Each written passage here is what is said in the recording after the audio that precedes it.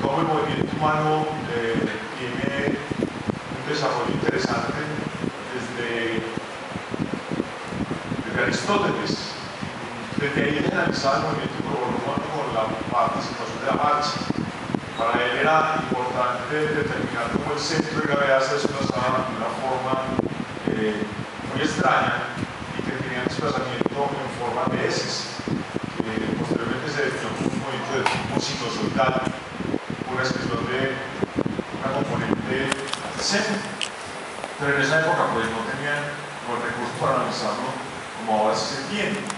Posterior a eso pues vinieron otros estudios interesantes de la locomoción humana que permitieron correlacionar la matemática y determinar que todos los movimientos humanos tenían un complejo matemático y que podía servir para encontrar alteraciones musculoesqueléticas por acortamientos óseos, por incurvación de la columna vertebral, por diferencias de segmentos interesantes en términos de cómo se apoyaba un pie más que el otro, de la excepción del movimiento de la cabeza, de cómo un hombro estaba más abajo que el otro, de cómo corregir complejos postmusculares como la escoliosis, por ejemplo. De ahí la biomecánica fue integrándose al concepto de la kinesiología. Antes de hablar de biomecánica se hablaba de kinesiología como una descripción de tipo espacial, como una descripción de se mueve hacia arriba, hacia abajo, una trayectoria de una circunferencia. Era una descripción muy espacial que básicamente lo que nosotros hacemos ahora desde lo analógico, desde lo digital, pues la descripción es mucho más precisa, pero más de 1000 años donde la descripción era muy al ojo, pero tenía una consecución de elementos matemáticos interesantes. Entonces la biomecánica, pues, desde lo humano, desde lo animal, lo deportivo, la ortopedia, la biomecánica cardíaca, la ingeniería, la instrumentación, pues es donde los que han permitido desarrollarse y crecer en este tipo de aplicaciones. Lo que me estaba diciendo. Desde el movimiento humano, a finales de 1800 se empezaron a hacer estudios con cámaras de tipo estroboscópico. Entonces lo que hacían era tomar diferentes fotos más o menos a 14 o 15 frames, o sea, cuadros, y después hacer una representación de movimiento. Pues es el principio del cine, pero aquí lo que hacía era que tomaban muchas fotos y después las reconstruían. Con unos espacios temporales muy altos donde no se podía describir una velocidad angular de un segmento, ni la velocidad lineal, ni el ángulo, simplemente era encontrar una relación de parar e iniciar o aumentar la velocidad y hacer una descripción muy espacial del movimiento. Después como empezó pues un tipo de conceptos desde la parte fotográfica a final de los años 1800. También en los animales, pues dado que a finales de 1800 había una gran inquietud de cómo se movían los caballos, por ejemplo, de cómo un caballo puede ser más veloz. Eso inquietó mucho a los ingenieros de su época para poder vender caballos de alta velocidad y a menor costo. Entonces analizaban los caballos para ver cómo era su zancada y su andar, y se representó desde la parte biomecánica. Ahí vemos, por ejemplo, una descripción muy geométrica de poder determinar por Pitágoras, si es su efecto, por funciones seno, coseno, tangente, el ángulo, por ejemplo, a nivel de un perro. Los perros tienen distancia de cadera, muchos de ellos que son perros grandes con problemas de cadera, y desde la parte biomecánica pues se analiza ese andar para determinar qué ángulo tiene o cómo es la alteración mecánica de la articulación a nivel de la cadera. En el deporte, pues, yo les cuento que Colombia tiene un atraso del orden de 40 años con respecto a la biomecánica. Ese retraso es lo que marca las medallas en nuestro país. Nosotros en 40 años vamos a tener lo que los Estados Unidos tienen en este momento, es más o menos la relación que se tiene, con conceptos muy claros de que nosotros aquí la biomecánica está muy incipiente todavía, que ya empezó a desarrollarse en las diferentes escuelas, donde la Universidad de Antioquia con su pregrado de bioingeniería, con la escuela de Antioquia, con el pregrado de ingeniería biomédica, con su posgrado de bolivariana y con diferentes instituciones de la parte ingeniería, ha venido aportando desarrollos muy desde la academia, que no tienen convalidación científica, puesto que son trabajos de investigación que se hacen en el proyecto de grado y que todavía pues, no tienen ese reconocimiento de tipo científico convalidado por otros proyectos que tienen muchos años en el mundo. En Colombia, el deporte tiene un gran reconocimiento de la parte de la fisiología. Aquí un deportista se realiza muy bien la función de inyección, su pared ventricular, cuánto hematocrito tiene, su lactato, o sea, toda la parte fisiológica podríamos estar muy de la mano con los otros países que tienen grandes desarrollos a nivel olímpico, a nivel mundial de deportes. Pero la parte biomecánica no. ¿Por qué? Hay dos conceptos. Uno de ellos es que la matemática, pues para un médico que estudia la parte biomecánica, es lo más interesante y es bastante más encarretador al que le gusta la biomecánica que se meta por esa línea. Pero no la pagan bien, entonces ¿quién se mete en la biomecánica si no la pagan bien? Yo creo que nadie. De hecho, son trabajos de investigación donde las universidades aportan para investigación, pero el rubro que tienen para este tipo de proyectos es muy escaso. Y la biomecánica es costosa. Un laboratorio de biomecánica vale $1 millón y he montado. Pues aquí no hay ninguno. Hay otros laboratorios que ya se han montado en nuestra ciudad, como por ejemplo en la Escuela de Ingeniería, pero con desarrollo de los mismos estudiantes. Con unos instrumentos que se han comprado, que no son de última generación, pero que ya han venido a dar pues, con unos pasitos ahí interesantes. La Fundación Militares Americana, donde tiene fisioterapia, tiene un laboratorio más o menos de $500 millones, donde ya tienen desarrollos que sirven para el aporte de encontrar el movimiento del deportista. Pero no es donde un deportista va y dice, yo quiero que me como patear un balón, o cómo lanzo una pelota en béisbol, o cómo hago un movimiento de saque en tenis, o cómo hago el lanzamiento en un trampolín de clavados. Eso no se hace aquí porque es demasiado costoso. Mientras que en otros países, por ejemplo, digamos que en Australia, encontramos que los nadadores se analizan desde la misma piscina con cámaras que van por debajo de la piscina, mirando su velocidad angular, el desplazamiento del centro de masa, están viendo la temperatura controlada del agua, si no es la piscina es un tanque con flujo controlado, están analizando su VO2 máximo al tiempo que está moviendo. Si es en Estados Unidos tenemos por ejemplo unos túneles de viento donde un deportista como Armstrong, el ciclista, lo meten ahí y lo analizaban de cómo su biomecánica para poder desarrollar unas bielas especiales para que su torque, es decir, su empuje circular en la bicicleta fuera más eficiente, desarrollar una indumentaria donde la biomecánica generara menos fricción para que tuviera mejor desplazamiento a nivel aerodinámico. Es decir, eso aquí no se hace, estamos atrasados 40 años. Por eso cuando sacamos una medallita decimos, uy, qué bien, pero una medalla, 2 medallas, cuando los Estados Unidos saca 20 o 30 medallas, es porque nos llevan muchos años. Pero ahí vamos en ese proceso. Y es uno de los aportes que tenemos en biomecánica. No estoy hablando mal de nuestro deporte, pero lo conozco muy de cerquita y sé que nos falta mucho. Tenemos que los laboratorios de biomecánica, la parte ortopédica, pues sirven para al menos integrar diferentes áreas del saber. En especialidad de la medicina, el médico ortopedista, el fisiatra, el médico de odontólogo, la parte de rehabilitación, para poder corregir, por ejemplo, trastornos de la marcha, donde el paciente lo van a ver con cámaras de alta velocidad. Las cámaras que ya vienen, esas cámaras que son a 300.000 pesos, muchas veces ya toman 16 cuadros por segundo. Eso sirve para hacer un análisis muy segmentadito, pero con unas trayectorias de movimiento bastante amplias, donde no es muy preciso el análisis de movimiento.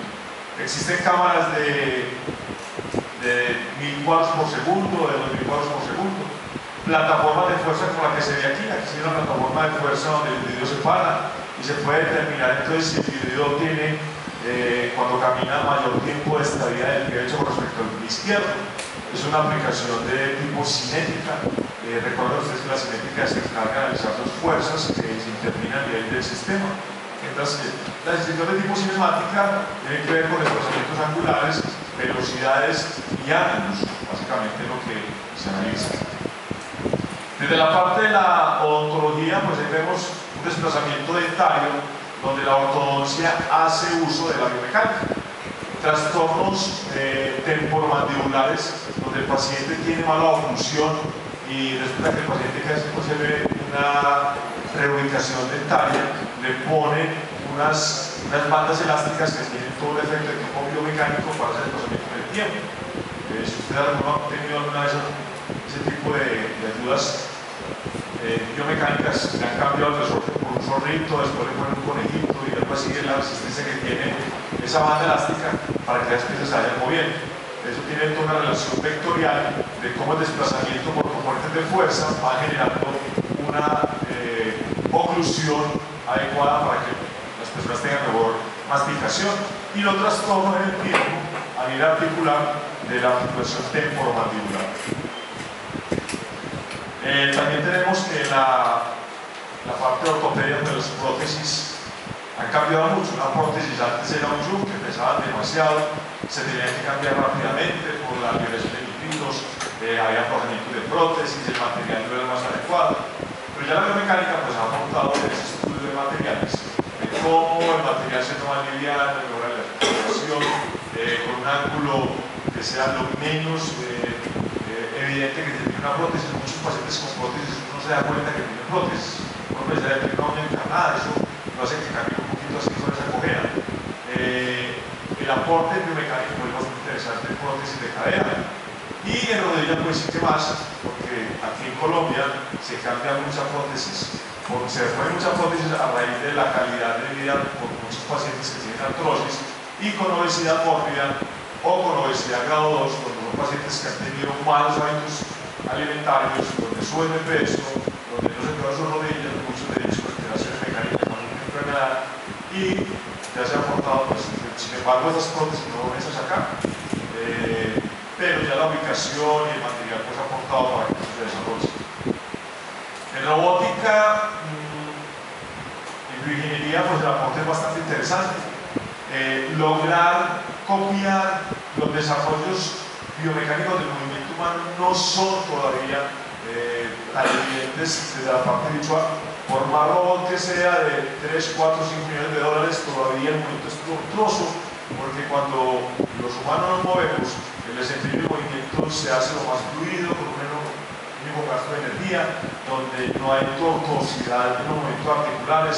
Uno ve que un robot, vamos a aprender a los muchachos, aquí me colaboran con la luz.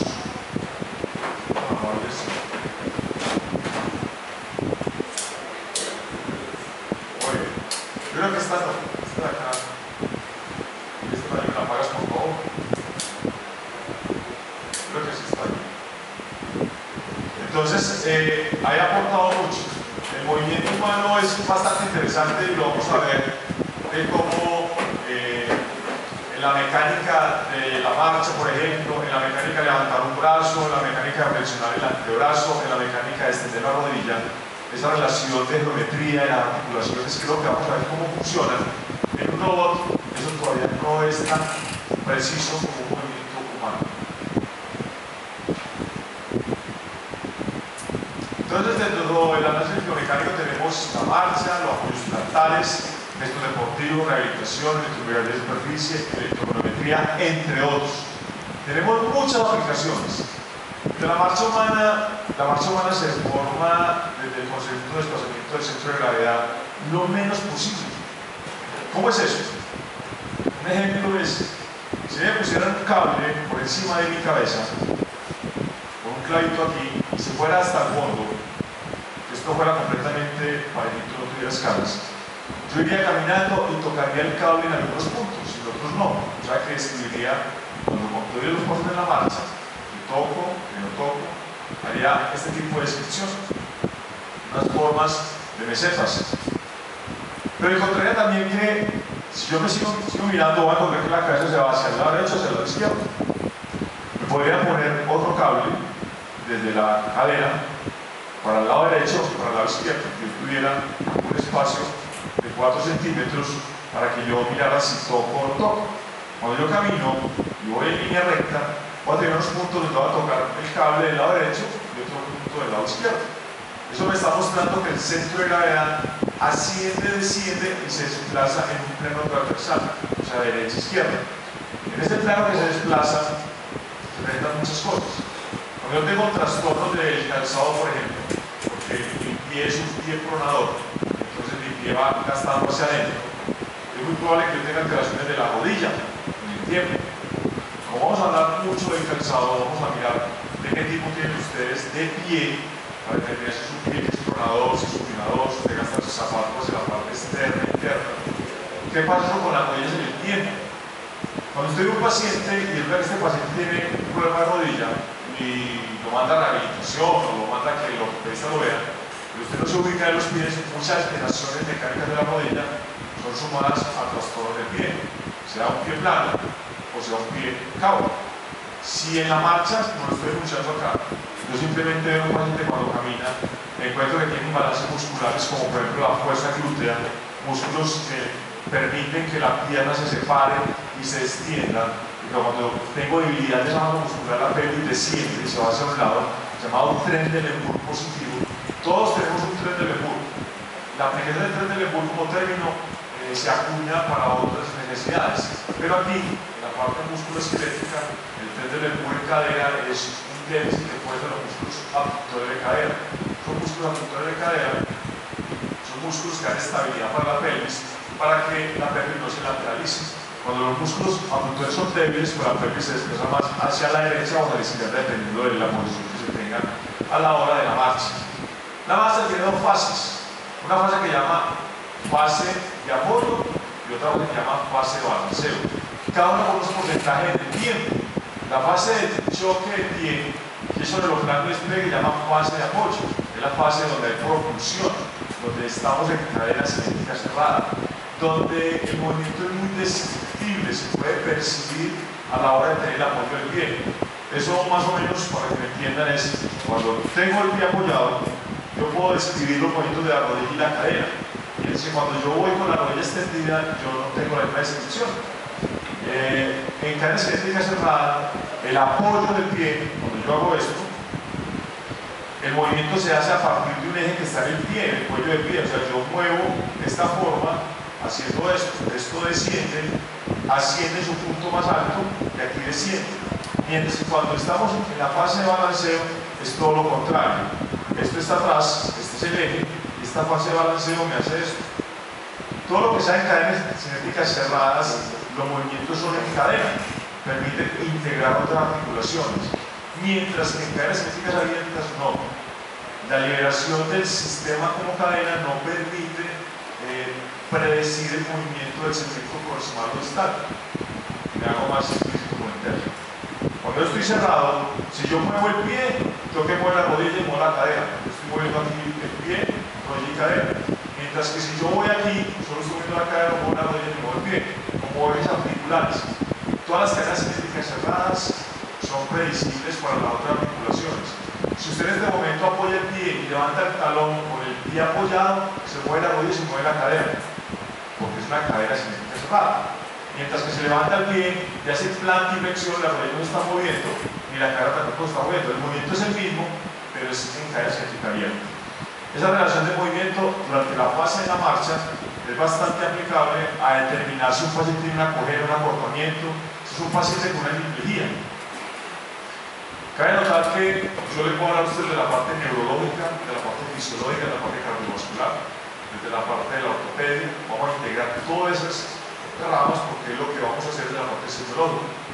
Lo que voy a hacer es con todo el respeto de cómo se mueve un paciente con una hemiplegia que tuvo un accidente cerebrovascular porque el paciente era hipertenso. De ser hipertenso, pues tiene un factor predisponente a tener una lesión a nivel tanto cardíaco como cerebral. Este paciente con hipertensión arterial, que tenía unos HL muy bajitos, necesitábamos que estuvieran altos para tener un efecto protector vascular, y que tenía los LDL muy altos. Este paciente tenía una malformación vascular antes del polígono de Willis, digamos en la arteria ventral posterior. Este paciente, de un momento a otro, pues sin saberlo, reventó la neurina. Tuvo entonces lo que llaman un derrame cerebral. El paciente quedó con una hemiplegia como una secuela de una alteración de circulación cerebral a nivel del área 4, corteza motor. Entonces el paciente queda con una hemiplegia. El paciente va a quedar entonces con un patrón flexor en el miembro superior y con un patrón extensor en el miembro inferior. Cuando pasa eso es porque del lado contralateral hubo la lesión, entonces digamos que la lesión fue en el hemisferio izquierdo. Recuerden que la vía se decusa, el paciente queda con una afección del lado contralateral. Entonces el paciente queda con un patrón de marcha así. Esto es lo que ustedes van a ver un paciente con una hemiplegia y con una pierna que hace eso. Es una marcha del segador donde el paciente lo que hace es este movimiento cuando camina. Él no tiene control de reacción de inclinación de enderezamiento. El paciente, si usted lo empuja hacia el lado derecho, el paciente no va a sacar el brazo ni va a sacar la pierna. El paciente tiene ese efecto de reflejo primitivo de protección abolido por la afección que tuvo a nivel cerebral. El paciente no va a sacar. El paciente no le va a extender el brazo, ni el paciente va a sacar la presión a la cadera. Simplemente lo hace porque hay unas reacciones asociadas que cuando él mueve un segmento, las reacciones asociadas que se mueva al otro. Reacciones asociadas patológicas y reacciones asociadas no patológicas. Cuando usted destapa un frasco y se muerde la lengua, obvio no, se llama reacción asociada, no patológica, que eso lo hacemos muchas veces. Un paciente que tenga una afección de tipo cerebrovascular como este, un accidente, una reacción asociada es que uno le mueve la pierna izquierda que queda afectada y uno mueve un brazo. Se llama reacción asociada cruzada porque es un efecto que se tiene entre la patología.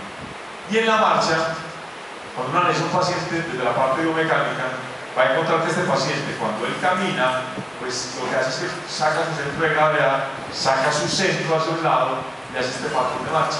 Si yo lo estoy mirando, yo digo que este paciente tiene una fase de apoyo del lado derecho de mucho tiempo en milisegundos, mientras que el lado izquierdo menos. Este paciente necesita una ortesis, necesita un instrumento en el pie para que su pie esté en inversión, porque realmente estos pacientes cuando caminan lo que hacen es que se les voltea el cuello del pie. Entonces son pacientes que además de tener las